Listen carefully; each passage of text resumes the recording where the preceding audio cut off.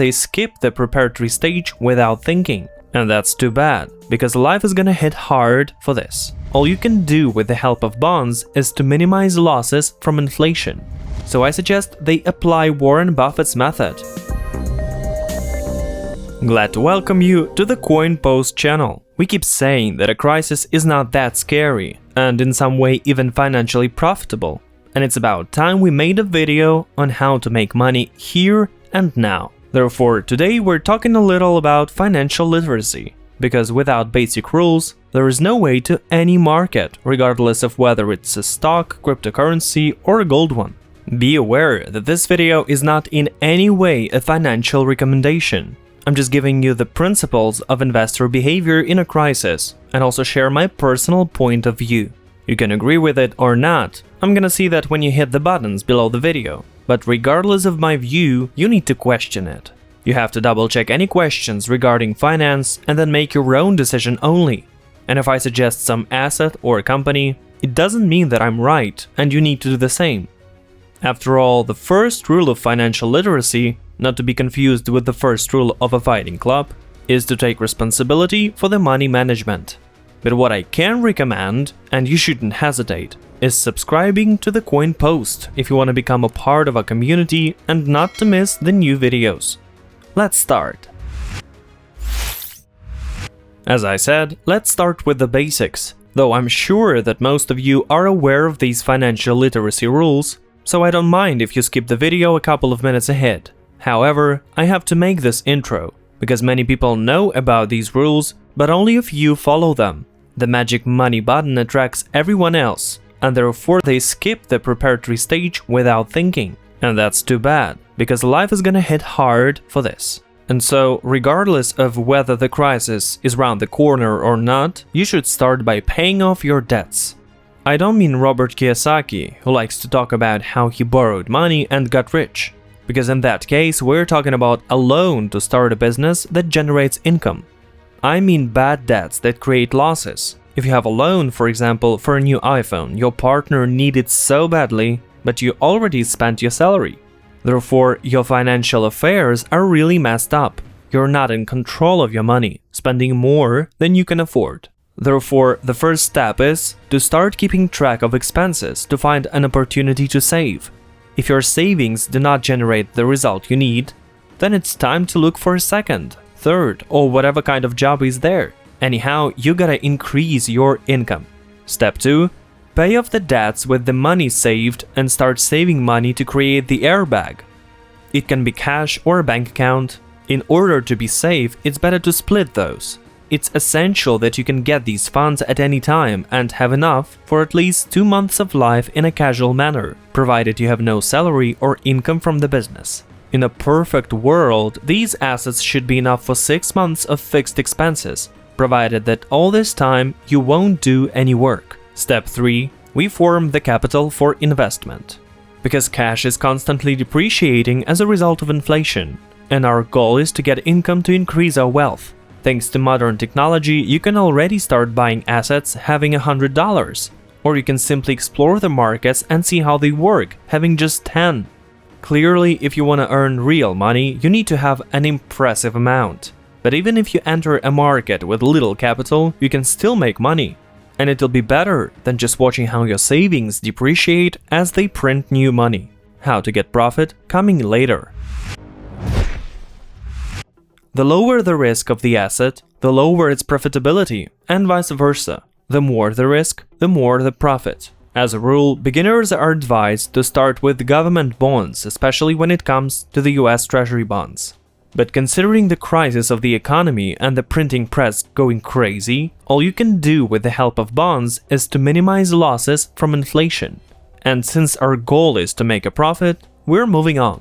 Talking of Robert Kiyosaki again, he's a stickler for real estate investment, which he considers to be an asset. It can be criticized, of course, because real estate pays off in a very long time, and during the current crisis, the residential and especially commercial rental market is gonna be at an all-time low due to the business closings and people losing their jobs. You can also expect that real estate prices are gonna collapse during the current crisis.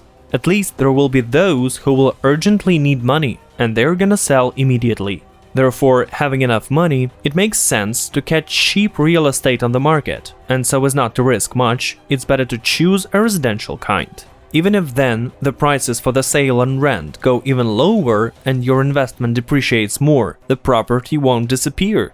And immediately after the stabilization of the economy, this market is gonna proliferate and become a stable source of additional income. You can call such a plan the deal for the lazy.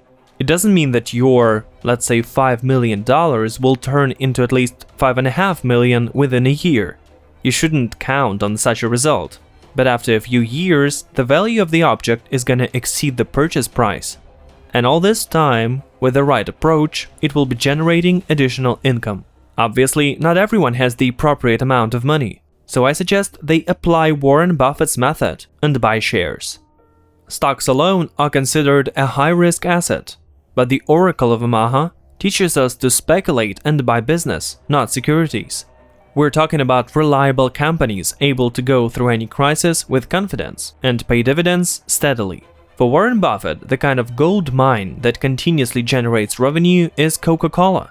But if you engage in market analysis, you can find other options. You gotta choose those companies that can stay afloat and that pay dividends regularly. As for the stock prices, it kinda makes sense that, like real estate, the next couple of years they're gonna cause losses. But in the long term of 5 or more years, there will certainly be an opportunity to turn a profit. Nevertheless, Warren Buffett doesn't do this and rarely sells securities that are constantly generating income.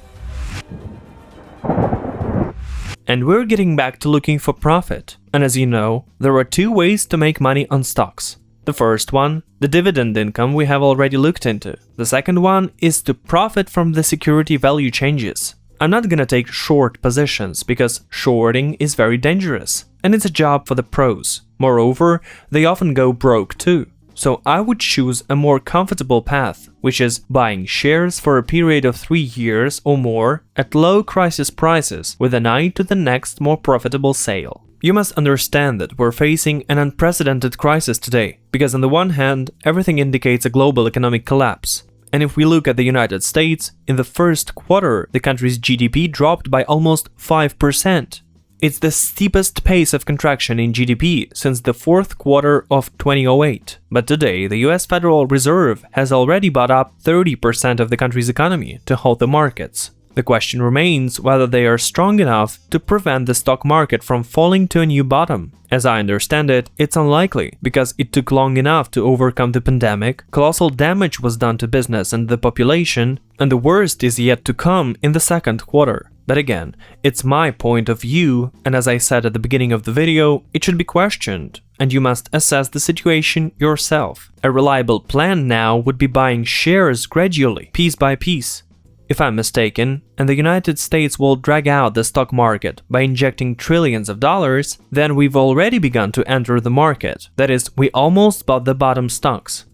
But if the pessimists are right, and there will be a second bottom, then according to this strategy, cheap stocks will be there. They will be lower the entry threshold, and in the long term, investing from 3 years or more will provide a good return. The main risk is that not all companies are gonna survive this crisis. Therefore, it's reasonable in the first place to count on those whose goods will remain in price. And secondly, diversify your portfolio by investing in several companies from the same industry at once. As an example, take the 2 world leaders in the production of aircraft, the aviation giants Boeing and Airbus. The shares of both of these companies already have a highly attractive price if you look at the charts, because the former has had production problems for a couple of years. Additionally, both have now plummeted the number of new orders, and a further decline can be expected.